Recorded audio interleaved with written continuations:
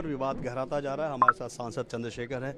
आपकी क्या राय है, क्या प्रतिक्रिया है इस जो नए रूल फ्रेम हो रहे हैं? देखिए, कुछ लोग इस देश में जाति के आधार पर डिस्क्रिमिनेशन को अपना जन्मसिद्ध अधिकार समझते हैं। वो जब सामना नहीं कर पाते तो इसी हथियार का फायदा उठाते हैं। एक गाइडलाइन बनी है, 2012 में बनी थी, कुछ उसमें थोड़ा सा और बदलाव हुआ है। कोई स्पष्ट नहीं है, कोई बहुत ठोस कार्रवाई की बात नहीं है, कोई प्रैक्टिकल कोई इस तरह का कोई केस नहीं आया है।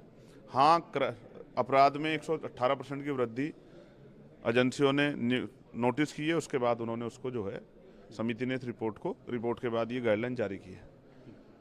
अब आप ये समझिए कि इस पर विरोध हो रहा है, और विरोध किस वजह से हो रहा है मुझे नहीं पता है, क्योंकि उसमें उन्होंने दिव्यांगजनों को, SC ST के साथ OBC को और महिलाओं को भी, वो EBC को भी, जो है इकोनॉमिक वीकर सेक्शन के बच्चों को भी उसमें ऐड किया है कि भाई उनके साथ भी भेदभाव नहीं होना चाहिए। तो कौन कर रहा है? सवर्ण जाति के बच्चे तो उसमें है, उनके साथ भेदभाव ना हो। ये DWS को, आर्थिक रूप से कमजोर वर्ग को उन्होंने उसमें ऐड किया उद्देश्य में। आप चेक कर लो। तो मेरी समझ में नहीं आ रहा किसके हित में है ये। सरकार के कदम को आप ठीक मानते हैं?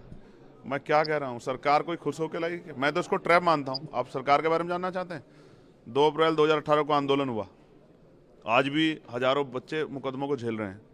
सरकार ने सही माना कि आंदोलन सही था, यहाँ पार्लियामेंट में विशेष सत्र बुला के SC ST एक्ट को मजबूत किया, लेकिन आज भी हालात वही है। 7 साल से कम के जो मुकदमे, उनमें गिरफ्तारी नहीं कर रही है पुलिस, कोई पूछने वाला नहीं है। और सुनिए, आप बच्चों की बात कर रहे हैं, आप कर्मचारी अधिकारियों का SC ST के हालात जाके पूछे, OBC के हालात, क्या वो अपने दफ्तरों में जाती है भेदभाव के शिकार नहीं होते हैं क्या? आप पूछ के दिए, आपको पता लग जाएगा। आप कॉलेजों में, यूनिवर्सिटियों में ही पता कर लीजिए, सब जगह यही हाल है।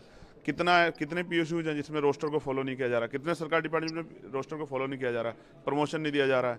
तो मैं आपको स्पष्ट करना चाहता हूँ, ये एक ट्रैप है। मैं तो सरकार से मांग कर रहा हूँ, मेरे पास ऑफिशियल डाटे हैं जुलाई के। दल चंद्रशेखर जी ऐसा बहुत खुल के विरोध बात नहीं कर रहे हैं। जुलाई के आंकड़े हैं, 45 केंद्रीय विश्वविद्यालय हैं, जिनमें से 1 ST के कुलपति हैं, 1 SC के हैं और 5 OBC के। ये है सरकार का सामाजिक न्याय। दूसरी बात, 80% पद OBC के खाली हैं, 83% पद ST खाली हैं और 64% पद OBC SC के खाली हैं।